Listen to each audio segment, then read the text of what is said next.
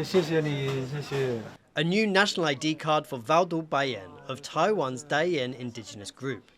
He's the first person in the country to be allowed to use just his indigenous name, written in the Roman alphabet, on this document. 真的是太感动，真的是太开心了，实在太开心了。这才是原住民真正的名字，这才是真正原住民的名字。我可以看天上跟我的祖先讲。 It's a major step forward for Taiwan's 600,000 indigenous people, who for decades were forced to use Mandarin and restricted from expressing their cultures, leaving them feeling like second-class citizens. But laws have changed since Taiwan became a fully fledged democracy. Indigenous people's rights to speak their languages and express their culture are now protected. These rights don't always translate into everyday life, and Indigenous people are still facing an uphill battle for equality. Valdo had to sue the government to use his indigenous name, without also including a Chinese translation. The court agreed that this policy infringed on his rights and dignity as an indigenous person.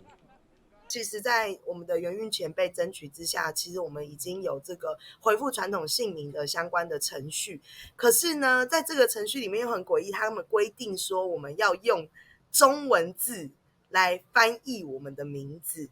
那我叫萨蒙啊，这个名发音里面有很多是中文里面没有的那个音的发音的方式，所以我翻成中文的时候，其实大家就会念不对。Indigenous people trace their ancestry in Taiwan back thousands of years, long before the now majority Han Chinese migrated to the country. The Daiyan language, like all of Taiwan's indigenous languages, has no relation to the Mandarin Chinese spoken across the island and is written using Roman letters. 为了避免让我们的后代子孙会有一个好像文化被取代的概念，所以我必须要去做一个动作，要让政府把我们真正的语言用我们过去所习惯的罗马拼音的方式，把我们的身份注记在身份证上面。Valdo's court win only applies to him. It won't set a legal precedent. Other indigenous activists are already filing similar petitions in the hopes of being recognised in the same way, putting pressure on the government to change its laws. Kris and Glauert for TaiwanPlus.